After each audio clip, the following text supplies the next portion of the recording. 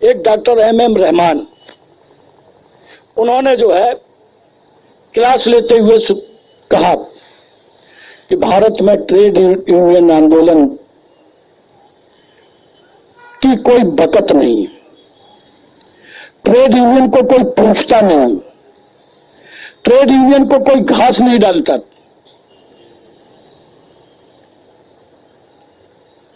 जबकि America, Japan, China ऐसे देशों में बिना ट्रेड यूनियन के पत्ता तक नहीं हिलता। देश के जो वहां पर कानून बनते हैं उसमें ट्रेड यूनियन की हिस्सेदारी होती है, लेकिन भारत में ट्रेड यूनियन की इतनी बुरी दशा है कि कोई नहीं पूछता इसके पीछे कारण क्या है। आप सब ट्रेड यूनियनिस्ट बैठे हुए हैं, बताइए। अब कोई कहता हमारे अंदर तमाम श्रम संगठन है, फूट हो जाती है, ये हो जाती है, वो हो जाती है, दुनिया भर की बात है। मेरा भी नंबर आया, हमने कहा भारत में ट्रेड यूनियन की दुर्दशा के लिए जिम्मेदार कोई और नहीं, स्वयं ट्रेड यूनियन है। क्यों? क्योंकि हम जो है राजनीतिक दलों के पिछलग्गू की तरह से जो है उनके तलवे चाटने का काम करते हैं। हम जो है हमारा स्वतंत्र अस्तित्व ही नहीं है, इसके कारण से जो है ट्रेड यूनियन की दुर्दशा है। और हमने कहा कि देश भर में जो है नई सरकार आई, मोदी जी की सरकार आई, तो हमारे तमाम ट्रेड यूनियन के भाई सोच रहे थे ये योजना आयोग समाप्त हो गया, नीति आयोग आया है। किसी देश की नकल जो है मोदी जी ने की है।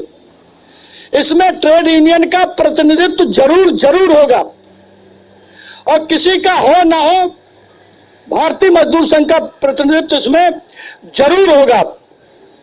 ऐसी सोच आई। डॉक्टर रहमान साहब ने कहा कि हाँ, ये इस तरह की सोच आई, लेकिन भारतीय मजदूर संघ सहित सबको बाहर का रास्ता, किसी को भी नीति आयोग में मोदी सरकार ने स्थान नहीं दिया। और इसके पीछे सीधा सीधा कारण कि जो है ये स्वतंत्र है ही नहीं, ये केवल और केवल राजनीतिक आधार पर काम करने वाले लोग हैं।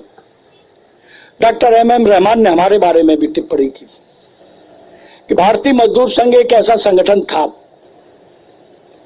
जो राजनीति से अपने आप को दूर रख करके काम करता था, और 2004 तक इसके ऊपर किसी तरह की राजनीतिक छाप नहीं आने दी। जबकि ये जो है एक पार्टी के भाई बंधु हैं, उनका जो है इनके ऊपर नेतृत्व अधिकार नहीं है, लेकिन जो है पैरेलल उनके साथ चलते हैं। फिर भी जो है 2004 तक इनके ऊपर किसी तरह का राजनीतिक दुष्प्रभाव नहीं आया। हमने 2004 की बात क्यों कर रहे हैं, उसके बाद कौन सा पहाड़ टूट पड़ा, भारतीय मजदूर संघ राजनीति में आ गया। तो उन्होंने कहा कि 14 अक्टूबर 2004, याद करिए, तो मुझे अचानक ध्यान आया कि दत्तोपंत ठेंगड़ी जी का पुण्यतिथि है। तो मैंने उनको बोला, सर, हमने 2005 में कांग्रेस की सरकार के टाइम पर जो है हमने राजनीतिक बंदी को जो है अलग होकर के, और उस हड़ताल में हम नहीं गए थे। 2009 में भी हमने ऐसा किया है। तो ये तो आप आरोप हमारे ऊपर लगा नहीं सकते कि हमारे राजनीतिक हो गए। माननीय दत्तोपंत ठेंगड़ी जी जब तक रहे तब तक हमें राजनीति के नजदीक नहीं जाने दिया, लेकिन उन्होंने इस बात को माना नहीं, कहा कहीं न कहीं भारतीय मजदूर संघ के ऊपर भी राजनीति का प्रभाव पड़ा है।